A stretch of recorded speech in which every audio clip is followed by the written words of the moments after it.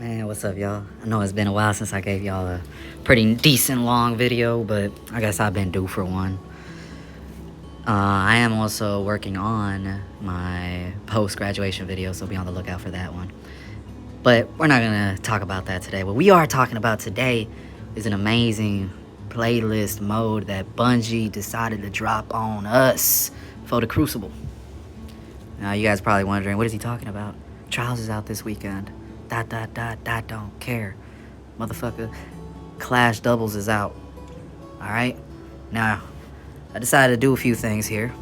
And I decided to give you guys a few rules. I'm gonna give you guys 5 rules. 5 rules that I tend to play by. And I want you guys to go ahead and go by these rules if you find yourself in this doubles playlist. Now, you can take these rules also in other game modes, but overall, it's just for entertainment purposes, and hopefully these rules can maybe help set you up with a decent baseline when you're playing duos. Now, I also want to speak about my thoughts about the game mode, so that'll be in the video. And I also want to give a quick shout out. Well, it's not gonna be quick. I'm actually gonna speak about this particular guardian that I met while playing duos, and I'm gonna speak about him briefly. And I will have his Twitch handle down below in the comments. So let's go to the video. The number 1 rule in duos is to not be more than about, I want to say, 10 meters away from your partner. Okay? That's gonna be the first rule and the number 1 rule to keep in mind. Now, you want to be nearby each other, not only for suppressive fire, but also to be able to revive each other just in case if one gets knocked down. Alright? Always have that backup plan, you know? So, in this case, always stay together.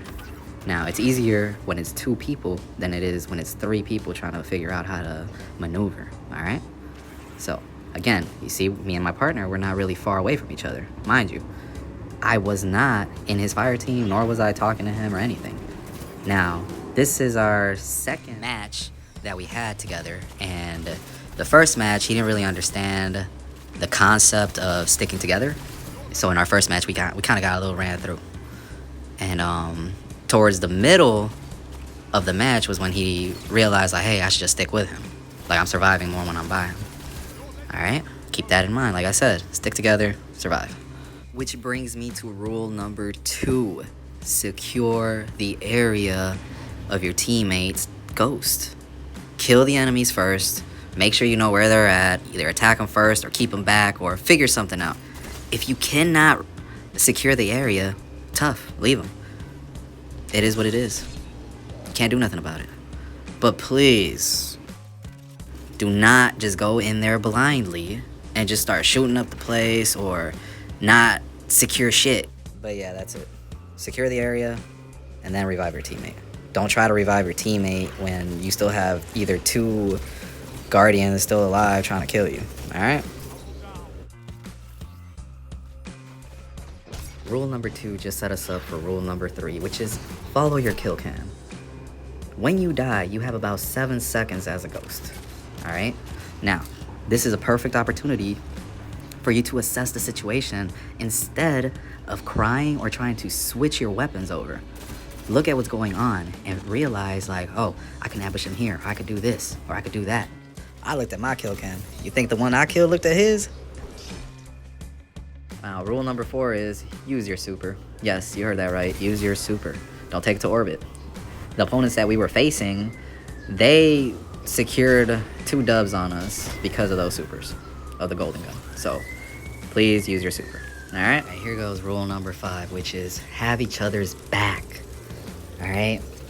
Now, I was debating whether to have this as number 1 or number 5, but I feel it being in the top 5 rules is good enough. Now, what I mean by having each other's back, I mean, if your teammate sucks, have a fucking heart or a soul, be considerate, and don't just send them hate messages, or start talking shit, or shooting at them, or making them feel bad.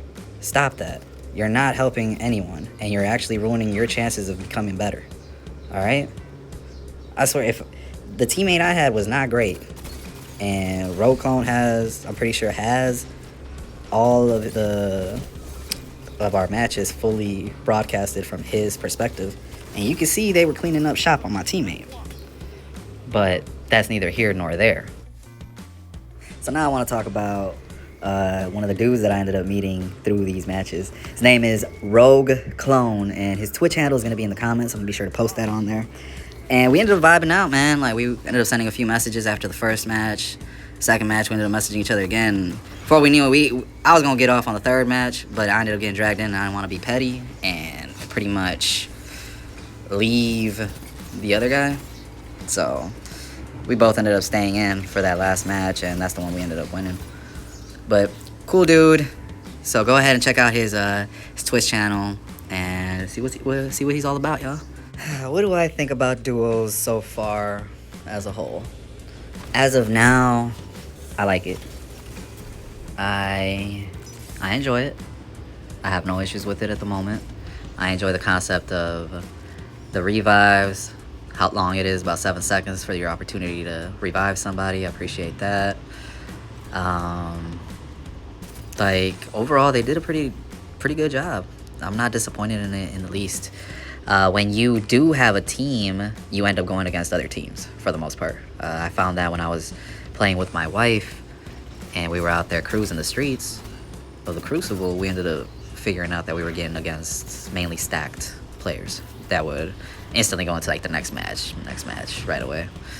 But yeah, I kind of want more people to try it out. So if you're a freelance player and you're into the PvP community overall, go ahead and just jump into duos, man. Like, let's get more people in there. Let's get more of a population and in there so that we can have a bigger pool to pull from.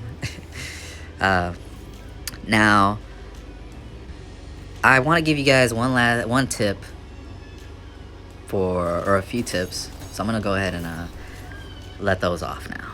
Man, fuck a tip. Here's a throwaway. Create your builds for pretty much support, all right? Or have some form of support in there. The Solar subclass has this fragment that if you get revived, you quickly or instantly get a boost of restoration. But that's my throwaway. Take it how you will. Anyways, hope you guys have a good one. Thank you for watching. Peace.